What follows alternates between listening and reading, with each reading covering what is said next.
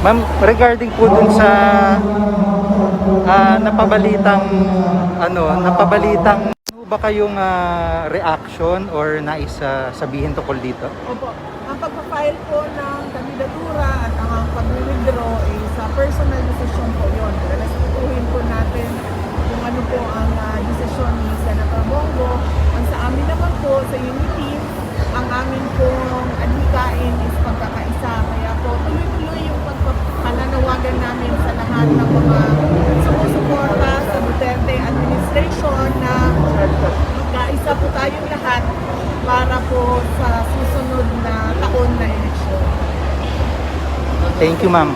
Maraming salamat sa inyong lahat. Continue to wear your mask at magpabakuna po tayo ng 2 dose. Bye! See you soon! Alam mo kasi, put it this way, it's very difficult now that Senator Bong Go is not a candidate to endorse anyone else other than Inday Sara's presidential candidate.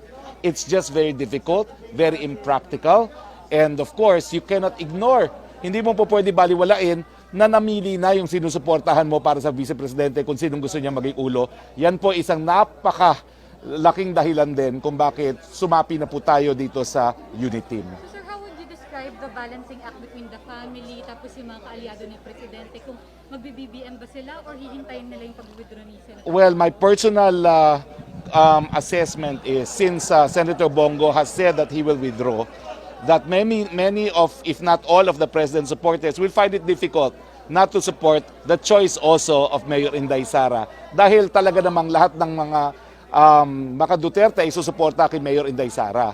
Mahirap lang talaga na baliwalain ang piniling kandidato ng ating Vice Presidente, Mayor Inday Sara. So are there allies pushing the President to go for BBM na tapos na para maayos na? I'm one of those. I think once and for all, we should support one tandem, and I think it is the unit team for various reasons. Number one, the presidential candidate was personally chosen by Mayor Inday Sara. Number two, I think of all the candidates, BBM has the longest track record of public service as a 4-time governor, 1-term congressman, and 1-term senator. No presidential candidate other than Ping Lacson can come close to him, pero again, Ping Lacson's experience was only as in the legislative branch of government and not in the executive.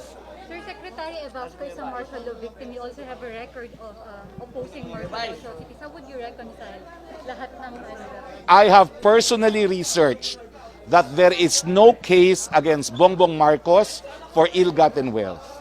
I have personally researched that there is no decision against Bongbong Marcos for any human rights violation, even in the United States. And I have personally ensured that the only record that BBM has is that of the non-filing of tax returns. So I think I cannot consider that the sins of the father is the sin of the son, no? So it's okay for you that he has not acknowledged nor apologized for the atrocities during martial law? Well, what I'm saying is no one should be guilty by way of association. Presidential daughter and VP wannabe Sara Duterte says Senator Bongo's withdrawal from the presidential race ushers in the consolidation of support for the Marcos-Duterte tandem. In a statement her camp issued Thursday morning, the younger Duterte said, quote, "Tuloy-tuloy na po tayo sa ating pagkakaisa kasama ang BBM Sara Unit Team upang tayo ay magtagumpay sa ating hangarin para sa bansa," unquote. Sara Duterte made the same remarks in a tape video her camp uploaded on her Facebook account. Ang pagpa-file po ng kandidatura at ang pag-withdraw is personal decision po yun. Respetuhin po natin kung ano po ang desisyon ni Senator Bong Go. Ang sa amin naman po, sa unity, ang amin pong adhikain is pagkakaisa. Kaya po, tuloy-tuloy yung pagpapananawagan namin sa lahat ng mga sumusuporta sa Duterte administration na magkaisa po tayong lahat para po sa susunod na taon na eleksyon. Go is the president's preferred successor. In a separate interview, former Malacanang spokesman and Duterte ally Harry Roque says Go's dropping his presidential bid leaves the administration without a candidate yet for the 2022 national election. The administration itself has not declared any support for any particular presidential candidate. Put it this way, it's very difficult now that Senator Bong Go is not a candidate to endorse anyone else other than Inday Sara's presidential candidate. It's just very difficult, very impractical, and of course, you cannot ignore, hindi mo po pwede baliwalain na namili na yung sinusuportahan mo para sa vice-presidente. Another stumbling block for presidential aspirant Bongbong Marcos on his road to Malacanang. The Akbayan Citizens Action Party marched to the Commission on Elections headquarters in Manila Thursday to file a second disqualification case against Marcos. This is the fifth petition opposing his 2022 bid. The Akbayan members say Marcos has been disqualified from holding a government post after being found guilty of not filing his income tax returns from 1982 to 1985.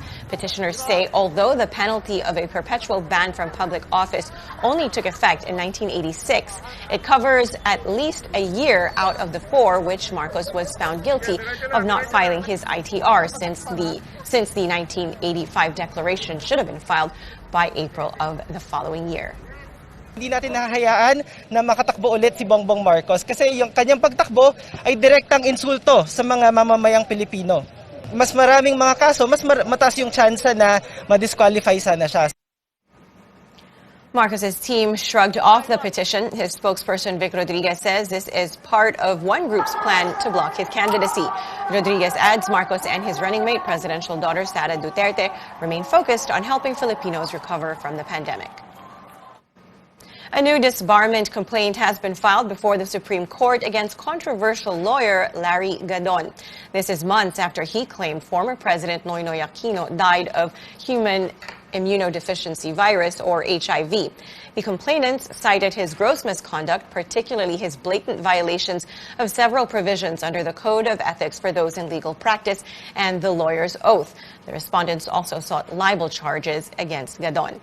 In June, the lawyer claimed Aquino died due to HIV. It was later disclosed by the late president's family that his cause of death was renal disease secondary to diabetes.